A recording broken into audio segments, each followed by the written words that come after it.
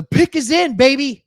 Don't look at the comments. They're already going firing on all cylinders. All right, with the 28th pick in the NFL draft, the Detroit Lions select Tyleik Williams, defensive tackle, Ohio State. Okay. Okay, Brett Holmes. It's not what we were thinking. Oh, that's a DJ Reader replacement. Gosh. Yeah. I get it. Okay. I mean, I get it. Like, we'll keep stopping the run. Thank you. Oh my gosh. When was the last time like that we projected a pick? Was it Jahmyr Gibbs? No, I don't think we have ever. We knew that he was trading back for Jahmyr Gibbs. I remember that one sitting in your basement. But then I remember us being completely shocked with Jack Campbell. And now I'm a little shocked on this one. And this tells me that he thinks that there's going to be a good defensive end available at pick 60. Okay. So my thoughts are, you look at our defensive tackles and you've got an injured Aleem McNeil who's going to be out for a while. And then what's his name never panned out? The third rounder that we took, the big guy. Can't think of his name, but yeah, exactly. So thanks. Sorry, I'm doing other things. No,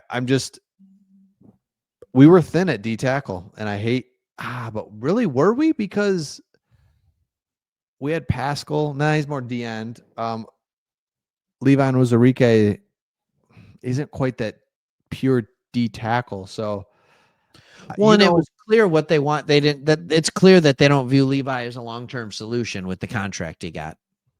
Yeah, and yep, exactly. And you and I have been saying on this, you take O-line, D-line, I just can never get mad at you. I can't get mad at you. I can't. And here's the deal. I look at this in a couple of different ways. We have a problem at defensive tackle until Lee McNeil is back. Yes. And now we don't.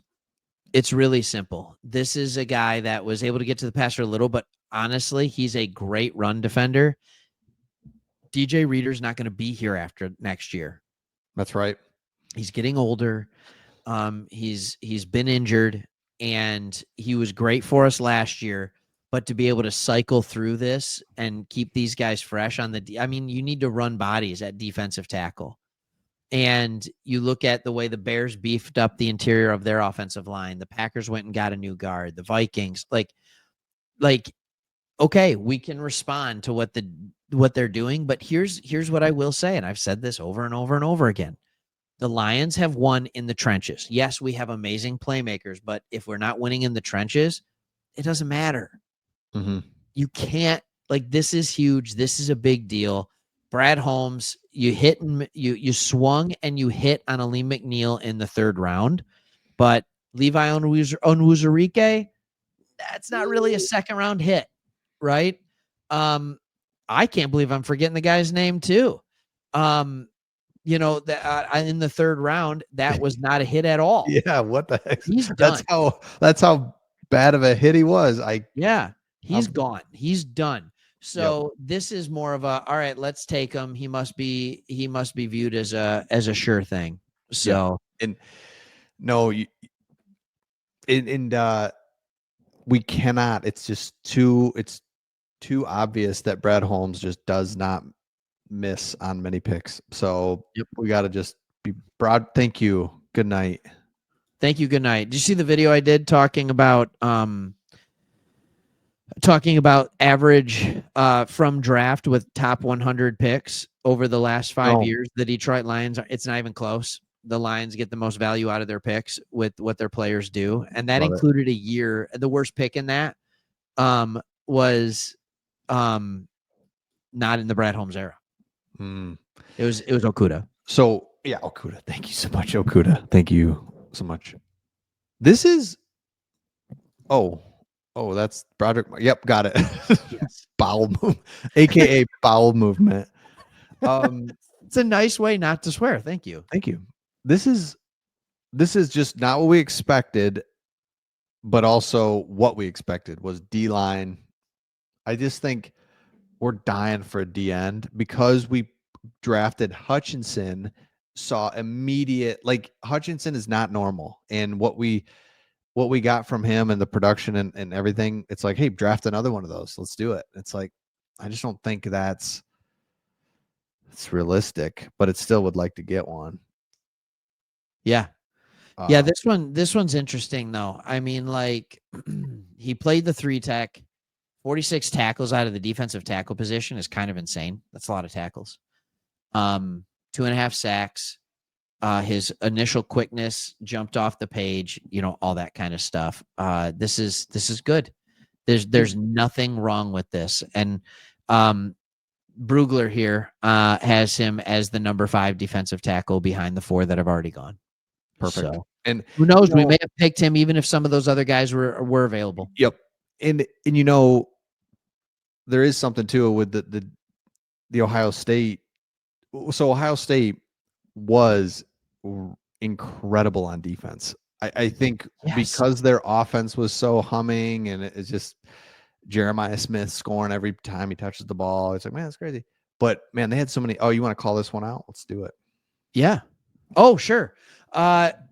With the 29th pick in the 2025 NFL draft, the Washington Commanders select Josh Connerly Jr., tackle, Oregon. Solid. Great pick. Unbelievable. Phenomenal pick. I would have taken him. How is he still there? What are we doing? Yeah, I mean, yeah, that's a great pick. Just continue to protect Jaden Daniels. Like, he's so good. This guy can play tackle. He can move into guard. I can't, like, this was one of the ones that I'm like, I would be perfectly fine with the Lions taking him to continue. And I think he's very, very good. Very good, great. Again, offensive, defensive line, trenches. You just do it. And what a great pick, man. So the Commanders are doing things right, and they get it, and it's great to see. And this is another example. Great general manager all of a sudden. Yeah. Yeah. What am I looking at now? Is he a receiver? Is he a tight end? What are we talking about? He was catching touchdown passes at Oregon. Oh, I think as a kid, yeah. No, that was current. Oh, current day. Current, ready. We got a lot of people here in this. Everyone's yelling. Just everybody screaming. Everyone's screaming. Well, Washington Commanders suddenly just got both tackles secured. Yep. Done. They get Debo. They can move around. They got a great dude. They got a now it'll be interesting, and I do think there will be somewhat of a sophomore slump or just plays the same. I don't think there's just this trajectory. Maybe there is, but I do think teams like, okay, when they play them now, there's a real thing with tape and being like, oh, I think so. I just, but with that being said, you have with Washington, they have an offense now that can just run the ball. Just, oh my gosh. Because every play, and they do such a good job. Every play, not only do they have the motion, but then it's like, all right, I'm going to hand it off. No, I'm going to keep it. I'm not going to keep it. I'm going to throw it. And it's just like, okay, this is getting out of control. Every play, they've got 4 options out of it. And then they get 4 yards and the clock's running. And it just, what they're doing is something that you wonder why more teams don't do with a more mobile quarterback. And I just love it. Yeah, it is really good. And I understand what you're saying about like, there's a big thing to tape and how to stop, but the Commanders have completely changed what's around him. Mm-hmm. It's a totally different offensive line. They've added weapons on the outside. Like, I guarantee they draft a running back at some point. Like, it is just really, really impressive because you have stuff on tape, but if we surround it completely different, we can play completely different. So really true. Interesting stuff. We can keep playing different. Yes. Yeah. Man, You ready for a couple things? I want to show you something. I want to go back to the Lions pick. Yep. All right. Tyleik Williams, balance and play strength. I haven't seen anybody else up here, right?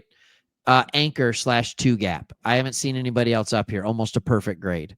So block shredding all the way up here. So basically what they have and what the Lions have drafted is a guy who cannot be moved, but offensive linemen also can't stay on him. He's just bigger and stronger than everybody else. That's not a bad thing. Here's the other thing that I really want to talk about with this. We have a new defensive coordinator that is a linebacker. What is the linebacker's best friend? Good defensive tackles, good defensive linemen that take up 1 or 2 blockers, that can hold, that can anchor, that can do all those things. So you have Jack Campbell, Derek Barnes, and Alex Anzalone running free. And they aren't getting offensive linemen to the next level, and the runs aren't going anywhere. I can't tell you how important things like this are. And I think we did get we stopped the run so miraculously last year, even with all the injuries. And I think so. I love this because defensive coordinator was in the system. We're gonna still put a heavy emphasis on that, but I think it felt like, and it finally caught up to us, where we just put so much resources into stopping the run and so much attitude towards it. And that, once we went against somebody that pulled the ball out, and it was just like we don't even know what's happening. And it's like, it's a big trenches, man. Just you nailed it right there.